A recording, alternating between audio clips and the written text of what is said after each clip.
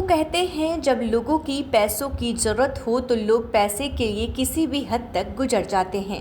कोई अपना घर बेच देता है तो कोई अपना गहना बेच देता है या फिर गलत काम पर उतर जाता है। लेकिन इन दिनों शारीरिक अंग बेचने का प्रचलन काफ़ी तेज़ी से बढ़ रहा है।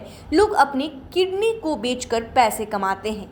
लेकिन अगर आपके दिमाग में भी ऐसी चीज़ें हैं तो एक बार यह काम करने से पहले ज़रूर सोच लें, क्योंकि कहीं ऐसा नहीं कि अपने शारीरिक अंग जैसे किडनी को कहीं गलत जगह पर भेजने का बिल्कुल भी ना सोचें।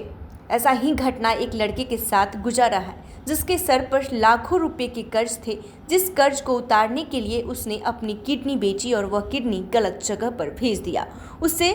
उसे पैसे जो है नहीं मिले।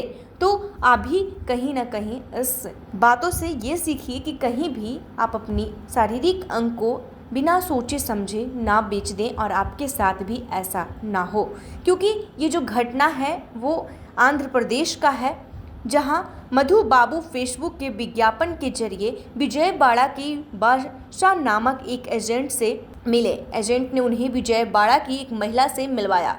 महिला ने मधु बाबू को बताया कि उसने भी किडनी दी थी और उसे पूरे पैसे मिले हैं।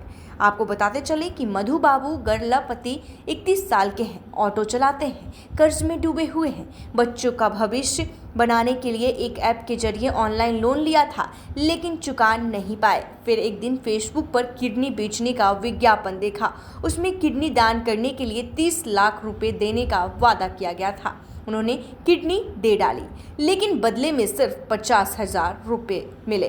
बाद में पता चला कि वो मानव अंग तस्करी के शिकार हो गए हैं। तो आपको बताते चले कि इस तरीके की जो घटना है वो देखने को प्रकाश में सामने आया है। जहां ये घटना है ये आंध्र प्रदेश के एक ऑटो चालक युवक के साथ हुआ है। अपने बच्चे को पढ़ाने के लिए उसने लोन लिया था और लोन चुकाने के लिए उसने अपनी शारीरिक अंग बेचने का निर्णय लिया और एक दिन फेसबुक के जरिए उसने एक ऐड के माध्यम से उस पर जो है अपनी अंग जो है वो बेच डाला और उसके बदले में उसे कहा गया था कि 30 लाख रुपए मिलेंगे। लेकिन जब अंग दे दिया तो उसके बदले में उसे 50,000 ही रुपये मिले। इसके बाद उसे लगा कि वो मानव तस्कर का शिकार हो गया है।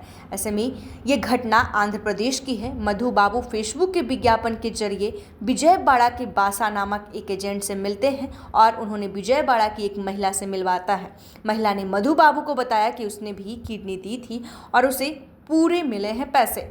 ऐसे में रिपोर्ट के मुताबिक मधु बाबू का विजयवाड़ा के विजय सुपर स्पेशलिटी अस्पताल में ऑपरेशन हुआ। वहां उनसे वादा किया गया कि एक आदमी को किडनी की जरूरत है। ऑपरेशन शुरू होने से पहले मधु बाबू को मरीज के परिवार से भी मिलवाया। मरीज के परिवार ने ही मधु बाबू को यात्रा का पैसा दिया था और वादा किया था कि सर्जरी के बाद उन्हें पूरी राशि मिल जाएगी। लेकिन सर्जरी के बाद मधु बाबू को केवल 50,000 रुपये ही भुगतान के रूप में मिले हैं।